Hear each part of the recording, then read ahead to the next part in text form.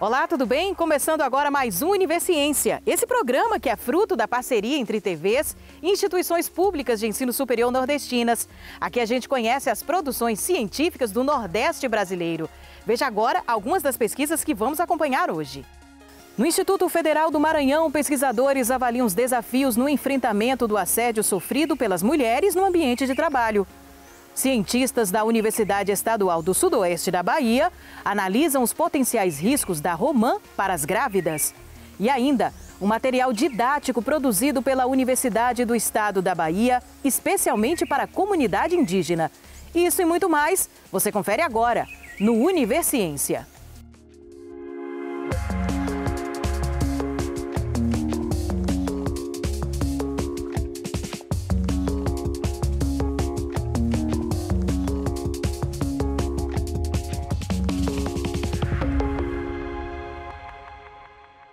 As relações trabalhistas no Brasil são historicamente marcadas pela violência. Afinal, a própria formação econômica e social do país se deu em torno de regimes de opressão, como a escravidão. Hoje, trabalhadores e trabalhadoras já conquistaram a garantia de muitos direitos. Porém, algumas práticas ainda recorrentes dificultam o acesso às condições profissionais ideais, especialmente para as mulheres. O assédio é uma dessas formas de violência no trabalho. E suas causas, circunstâncias, impactos e também o combate foram tema de pesquisa no Instituto Federal do Maranhão. Eu sou Caroline Parrião Rodrigues. Eu entrei no IFMA para trabalhar como assistente social. Na minha atuação profissional, constantemente eu recebo demandas relacionadas à violação de direitos, a violências diversas, abuso de autoridade, perseguição, desqualificação do trabalho. E a partir dessas minhas experiências eu resolvi me aprofundar um pouco e problematizar, investigar de que forma essa violência acontece no âmbito da instituição, como há um enfrentamento dessas violências e quais os principais impactos. Eu entrei no mestrado em Políticas Públicas da UFMA, onde eu realizei o estudo Assédio Nosso de Cada Dia, análise do Instituto Federal de Educação, Ciência e Tecnologia a partir das relações de gênero no trabalho. O objeto de pesquisa é exatamente problematizar essas relações de trabalho a partir das experiências das trabalhadoras, das mulheres trabalhadoras no IFMA, considerando que as mulheres, historicamente, elas vivenciam situações de violência, né? Situações de exploração, de opressão e ultrapassam o âmbito doméstico, o âmbito privado, o âmbito familiar, quando essas mulheres adentram também o mercado de trabalho, os espaços de trabalho fora de casa. A pesquisa ela teve no seu percurso metodológico a orientação do método materialista histórico dialético. Nessa pesquisa bibliográfica eu aprofundei as categorias trabalho, violência, gênero e assédio. Foi realizada também uma pesquisa documental. Essa pesquisa documental ela partiu principalmente de relatórios institucionais, então eu tive acesso a relatórios da ouvidoria do IFMA e também da comissão de ética. Concomitante a esse processo, foi realizada a pesquisa de campo. O público-alvo eram trabalhadoras com vínculo efetivo na instituição. Eu apliquei um questionário online e durante esse período foi realizada uma mobilização, uma sensibilização da comunidade acadêmica. A gente conseguiu abarcar, né, basicamente todos os campos. Então, nós tivemos 190 participantes da pesquisa, foi um número muito significativo. E dessas 190 participantes, a maioria foram docentes, mas teve a participação bastante engajada de trabalhadoras de nível médio, de nível fundamental e de nível superior. O levantamento ele aponta que 55% dessas mulheres que responderam às entrevistas, elas foram vítimas de assédio. Predominantemente, quem pratica essas violências são homens, a maioria colegas, mas também chefes. Há essa peculiaridade, né, do assédio ele ser muito recorrente entre os colegas, que é o que a gente chama de assédio horizontal, né? E isso vai, inclusive, na contramão de alguns estudos, tanto nacionais quanto internacionais, que colocam as relações hierárquicas como predominantes, no sentido de que essas desigualdades de gênero que estão nessas relações que estão conduzindo principalmente, né, o assédio que é praticado contra essas trabalhadoras. Nós também identificamos algumas ações institucionais. Houve um projeto Empodera IFMA que visava realmente iniciar esse debate na instituição. Houve uma campanha muito significativa, que foi a campanha Não é Não, de enfrentamento especificamente ao assédio sexual. A partir da pesquisa, houve um desdobramento maior, que foi a elaboração de um projeto, o projeto estratégico IFMA Livre de Violência de Gênero. Então, é muito importante que o IFMA esteja compreendendo que é necessário assumir essa corresponsabilidade. A violência no trabalho, e se a gente for pensar no Brasil, é algo que está desde a nossa fundação. Nosso processo de formação social e econômica foi por meio da violência aos povos tradicionais que aqui viviam, aos povos originários. Assumir que há um problema que é estrutural e realmente fortalecer ações de enfrentamento, de combate, né? É urgente, é uma ação urgente. E isso também parte de nós, trabalhadores e trabalhadoras. Veja daqui a pouco, o laboratório da Universidade Federal da Paraíba mostra como é possível criar microalgas em aquário. É depois do intervalo.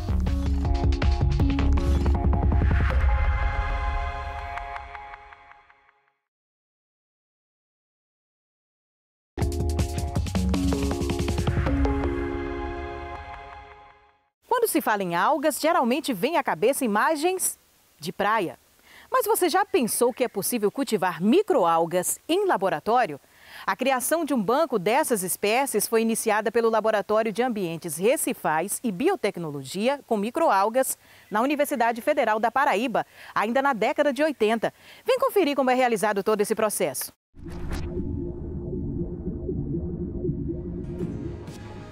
Tubos de ensaio, condições de luz e temperatura ideais, organismos vivos e não visíveis a olho nu.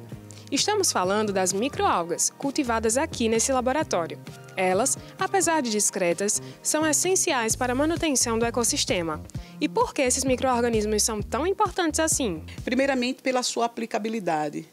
Nos diversos ramos da biotecnologia, da indústria, né? Da indústria de alimento, farmacêutico, indústria de cosmético. As microalgas, elas produzem altos percentuais de carboidratos, lipídios, proteína.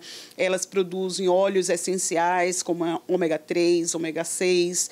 As microalgas, elas têm, em termos ecológicos, por exemplo, né? Elas captam muito CO2 atmosférico, então qualquer projeto que pense em mitigação de impacto ambiental por questões, por exemplo, do CO2, pode utilizar as microalgas.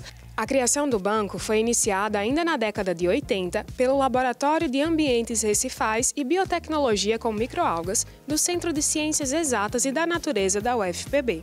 A pesquisa passa por algumas etapas. Para se consolidar um banco de cultura é a coleta dessas microalgas. E como é que se faz a coleta da microalga? Primeiramente, a gente coleta a amostra de água, né? As microalgas estão no meio aquático, elas também estão no solo, enfim, associadas a outros organismos. Mas, no geral, nós coletamos água, seja de rio, de estuários, de lago, água do mar também, e trazemos essas amostras para o laboratório. Essa é a primeira etapa, coletar a amostra e traz para o laboratório. No laboratório, inicia as outras etapas para o cultivo, que é o isolamento, depois do isolamento a purificação, até que a gente obtenha, né, um cultivo puro, e aí essa microalga é depositada em nosso banco. O laboratório possui mais de 700 cepas de microalgas e é considerado o maior banco do Norte e Nordeste.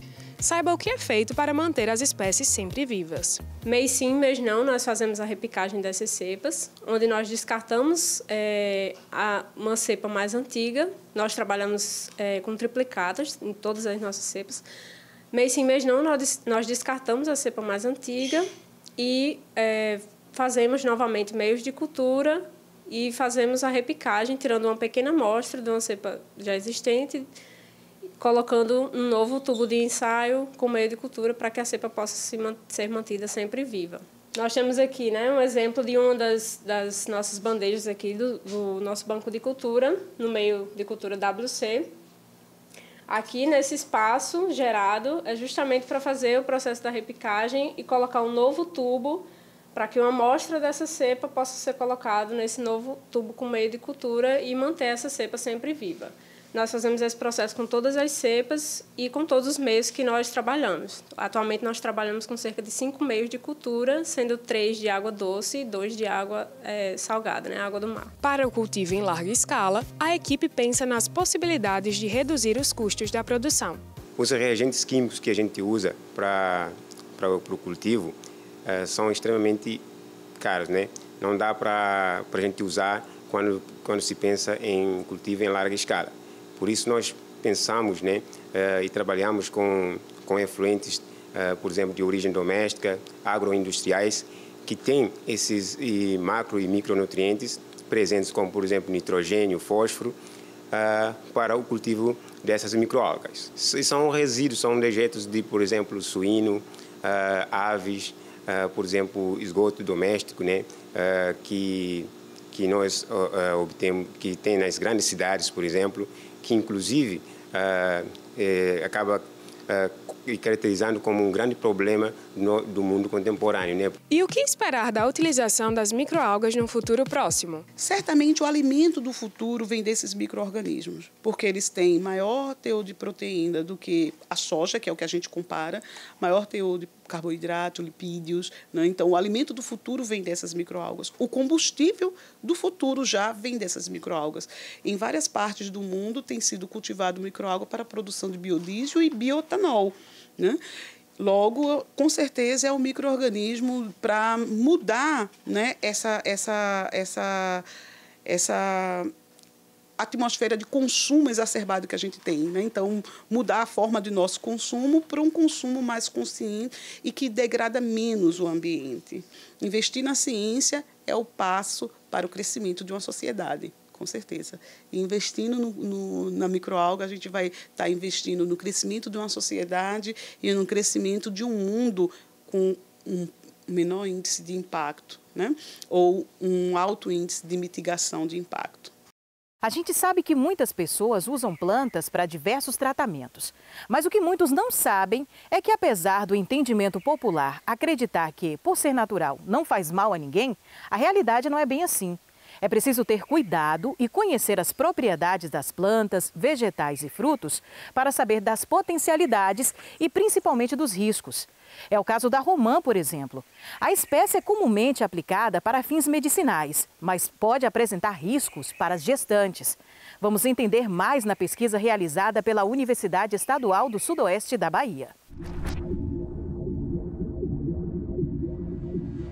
A pesquisa veio como consequência de uma pesquisa anterior feita por Samela, onde ela conheceu um pouquinho mais sobre a espécie, sobre a romã, e começou a entender que essa espécie poderia, a depender de como ela é usada, de quais partes ela é utilizada para consumo humano, de alguma forma ela poderia trazer algum prejuízo, algum mal no período de gestação. E isso despertou interesse nela em saber, será que as gestantes sabem sobre esse perigo? Sendo essa espécie uma espécie tão popularmente conhecida e até mesmo utilizada? A gente fez nos postos de saúde, né, a pesquisa em cerca de 14 postos e com 80 gestantes. Elas faziam o atendimento pré-natal, então cada posto tinha seu dia específico. Aí eu ia lá, teve perguntas relacionadas à idade, à escolaridade e o uso de plantas medicinais. E a gente enfatizou a romã, né? Porque muitas delas também utilizavam outras plantas. 53 utilizavam a romã. Tanto estavam utilizando no momento em que eu fiz a questionário, quanto antes, né? E tinham gestantes que estavam utilizando todos os dias.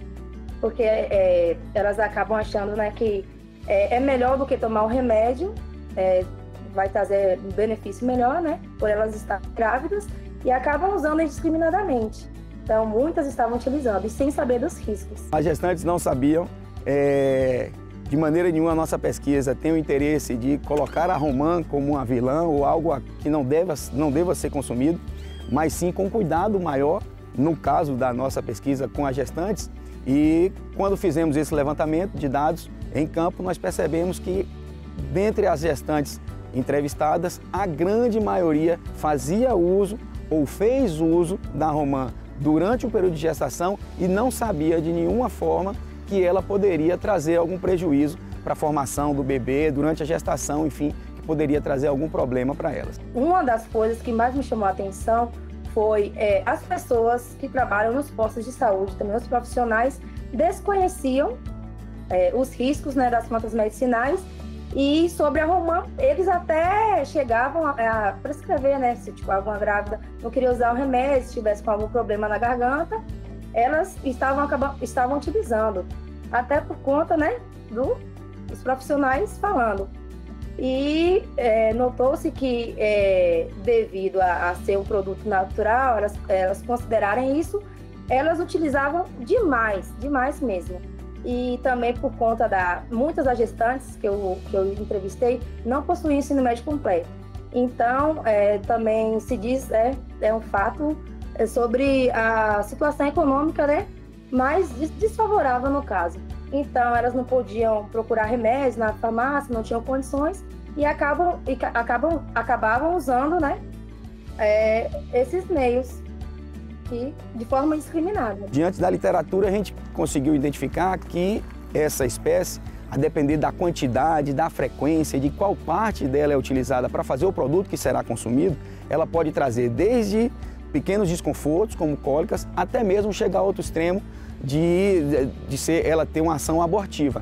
Então é algo que trouxe essa preocupação a Samela, sobretudo na ideia da gente tentar entender, tentar conhecer se os profissionais de saúde que atuam nos postos de saúde, por exemplo, ou se as gestantes conhecem essa informação para que a partir de então a gente pudesse pensar em como difundir as necessidades desse cuidado para que as gestantes possam, e até mesmo os profissionais de saúde nos postos, possam informar melhor, né? Trazer essa informação, trazer esse cuidado, a necessidade do cuidado do uso dessa espécie indiscriminadamente, mesmo ela sendo uma espécie natural. O caule foi uma das partes mais perigosas da romã, né? Porque ele possui compostos químicos que podem atravessar a placenta e atingir o feto, né? Então, pode causar a teratogênese, a embriotoxicidade. Para a gestante em si, não pode causar problema, né? Mas para o feto, pode ter alguns problemas. Tanto que algumas delas não utilizavam apenas o fruto, que muita gente, né, come o fruto e tal. E algumas delas faziam a infusão do caule na água e também faziam chá dessa parte do caule, coisa que eu desconhecia, né? Então, elas utilizavam de várias formas. A romã fornece, né, ou serve como base para uma série de produtos.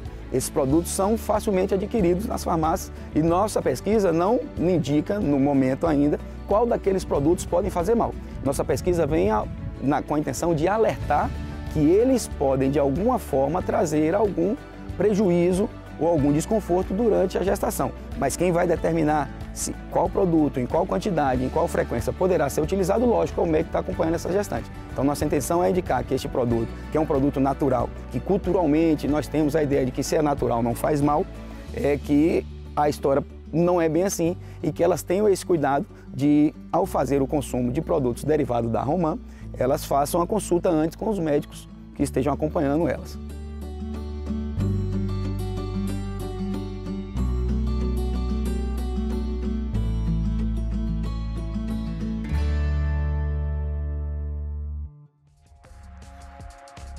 A seguir, material didático adaptado para a comunidade indígena contribui para a melhora do aprendizado. É depois do intervalo.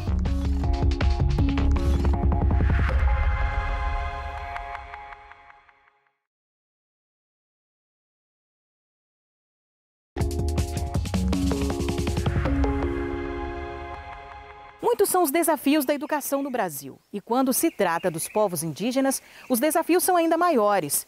Porque a grande parte do material didático se distancia da realidade dessas comunidades. E que tal um material que proporciona o aprendizado usando a ótica desses povos? Na educação escolar indígena, professores e estudantes perceberam uma melhora significativa na aprendizagem após a utilização de um material didático feito com a participação da própria comunidade indígena, fruto do projeto de pesquisa da Universidade do Estado da Bahia.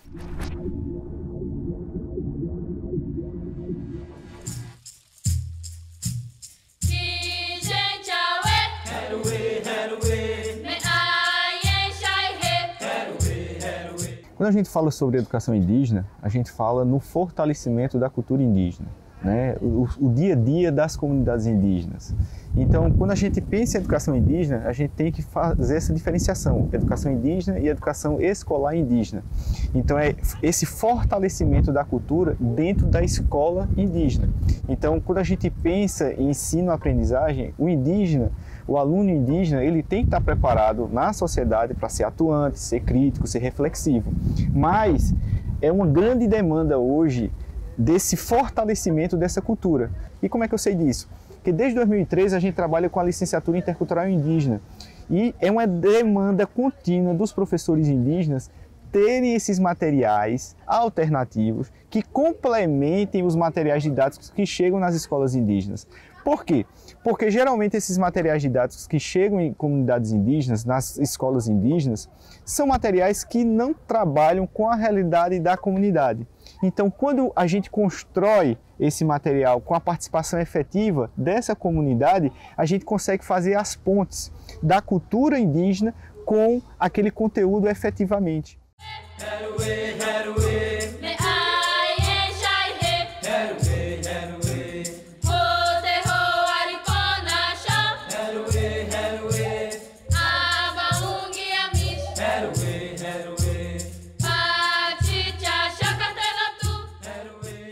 Quando nós começamos a utilizar, primeiramente, o livro Pensando Física, aqui os alunos já observam que tem os seus colegas aqui que ajudaram a produzir esse livro também, a colaborar com o livro, veem a comunidade aqui através de imagens, relatos de pessoas mais velhas.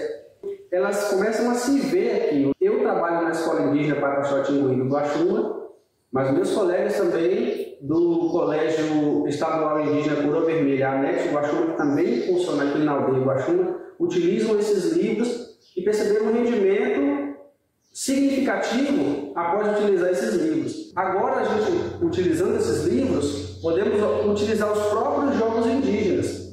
Quando observamos a velocidade do lançamento de uma flecha, de um tacape, que é uma lança, da corrida de maracá, que os atletas conseguem se deslocar. Então, já utilizamos isso nos jogos indígenas e as crianças conseguem entender melhor o raciocínio do conteúdo com coisas baseadas no seu dia a dia. Quando a gente fala em produção de material didático voltados para comunidades indígenas, vale ressaltar que não é só o livro didático. A gente fala em produção de material didático, por exemplo, na área de física. A gente lá no extremo sul da Bahia, a gente construiu uma caixinha de experimentos. Experimentos esses que a gente pode construir com materiais reciclados, materiais que são muito comuns nas comunidades indígenas, madeira, plástico, PET, lápis, etc. Então, a gente conseguiu construir um laboratório móvel lá no extremo sul da Bahia. E material esse que foi expoente no que se diz respeito ao ensino de ciências e o ensino de física, tanto no ensino fundamental como no ensino médio. Então, existe uma possibilidade de um ensino intercultural, do ensino de produção de material didático intercultural nas comunidades indígenas e com a participação efetiva dos professores indígenas nessa construção desse material. A UNEB foi e é fundamental para essas iniciativas. Quando a gente pensa na UNEB, nesse conceito de formação, por exemplo, na licenciatura intercultural indígenas, tanto lá em Paulo Afonso como lá em Teixeira de Freitas, quando a gente pensa no Opará, né, que é um centro de pesquisas voltados para essa produção de material didático, para pesquisas voltadas para a efetiva demanda dessas comunidades indígenas, é fundamental para a gente formar futuros profissionais que não vão estar somente na educação básica. Hoje temos colegas que são professores indígenas que estão dentro das universidades estaduais, dentro das universidades federais, dentro das escolas de educação básica, tanto indígenas e não indígenas, que estão preparados para fomentar a educação indígena, a educação escolar indígena e fortalecer a ideia de produção de materiais interculturais indígenas, de fornecer a possibilidade de uma interlocução entre a cultura indígena com a produção desses materiais didáticos, com outras possibilidades também de novos estudos relacionados às demandas que estão presentes em todas as etnias do estado da Bahia.